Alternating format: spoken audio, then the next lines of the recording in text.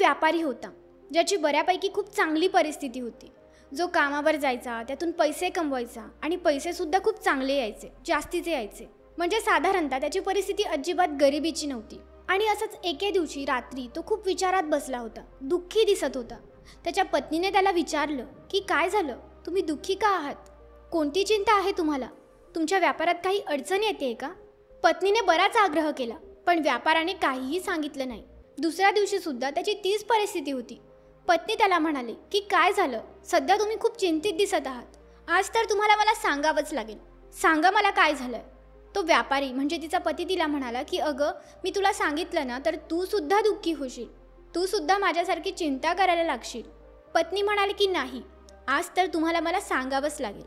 त्यानंतर व्यापारी तिला म्हणाला की असंच एके दिवशी माझ्या मनात विचार आला की आपलं आता तर सगळं काही व्यवस्थित सुरू आहे, खूप चांगलं सुरू आहे, पण अचानक जर आपला व्यापार बुडला तर काय होईल. जसाही हा विचार माझ्या मनात आला ना, मी कॅल्क्युलेशन केलं, मी सगळा हिशोब केला, आपल्याकडे किती धन आहे, किती संपत्ती आहे, आपलं घर, सगळं काही, सगळ्याची किंमत लावली आणि पूर्ण कॅल्क्युलेशन केल्यानंतर मला हे समजलं की आपण तर आरामात जगून घेऊ, आपले पोरंसुद्धा त्यांचं अर्ध जीवन जगून घेतील, पण त्यानंतर काय होईल, त्यानंतर तर कोणताही पैसा उरणार नाही. मग त्यानंतर आपल्या पिढीची कशी स्थिती असेल, आपली पिढी गरीब होईल का, ते कसं त्यांचं जीवन व्यतीत करतील. आणि हा विचार आल्यापासून माझ्या मनातून ती गोष्ट जातच नाही आहे की काय होईल जर आपला व्यापार बंद पडला तर. त्याच्या पत्नीला समजलं की हे तर जास्त विचार करताय. ती बुद्धिमान होती. पत्नी म्हणाली की तुम्ही आता विचार करू नका, आता तुम्ही झोपून जा. आपल्या गावात एक महान संत आहेत, उद्या आपण त्यांच्याकडे जाऊया आणि त्यांना आपल्या समस्येचं समाधान विचारूया, ते आपल्याला लगेचच समाधान सांगतील. त्यांच्याकडे सगळ्या प्रश्नांची उत्तरं असतात. दिवस उजाडला, सकाळ झाली. दुसऱ्या दिवशी ते जेव्हा जायला निघाले, पत्नी गाडीमध्ये काही सामान ठेवायला लागली. त्यात काही फळं होती, काही जेवणाचं सामान होतं, काही धान्य होतं. पती म्हणाला, तू हे सगळं का घेतेस? पत्नी म्हणाली की अहो, त्या संतांना काहीतरी देण्यासाठी मी घेते आणि आपल्याला कुठे त्यांच्याकडे रोज जायचंय, चला घेऊन जाऊया त्यांच्यासाठी. पती म्हणाला की ठीक आहे आणि ते जायला निघाले. तिथे पोहोचले, ते मध्ये गेले, संतांच्या समोर जाऊन बसले आणि पत्नीने आणलेलं सगळं सामान त्या संतांना देऊ केलं की हे घ्या, तुमच्यासाठी आणलंय. त्यात काही फळं होती, धान्य होती, खाण्याची चांगली चांगली छान छान पदार्थ होती. ते बघून संत म्हणाले की जरा थांबा. त्या संतांनी त्यांच्या एका शिष्याला विचारलं की आत जाऊन बघ किती भोजन शिल्लक आहे. तो शिष्य आत गेला, त्याने बघितलं आणि बाहेर येऊन सांगितलं की आज पुरता भोजन शिल्लक आहे, उद्यासाठी आपल्याकडे काहीही भोजन नाहीये, पण आज पुरता आहे.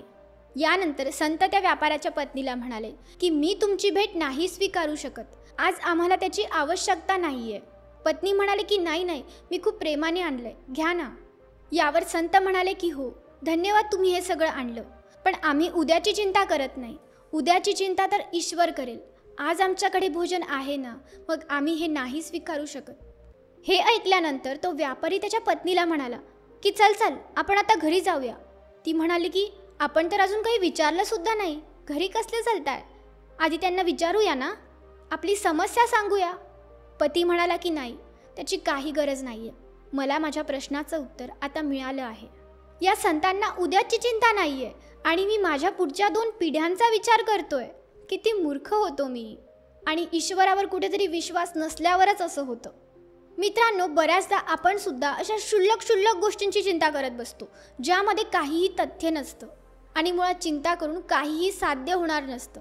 फक्त आपल्याला तणाव येतो, आपली तब्येत बिघडते, आपल्या कशात मन लागत नाही.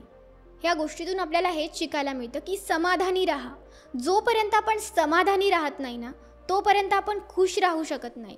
प्रत्येक वेळी मला हे हवंय, मला ते हवंय, माझ्याकडे ही कमी आहे, माझ्याकडे ती कमी आहे, हा विचार करण्यापेक्षा माझ्याकडे जे आहे ना त्यात मी खुश आहे असा विचार करा. याचा अर्थ असा नाही आहे की तुम्ही तुमच्या भविष्याचा विचार करू नका, विचार करा पण चिंता करू नका. आणि तुमच्या पुढच्या पिढ्यांची तर अजिबात नाही.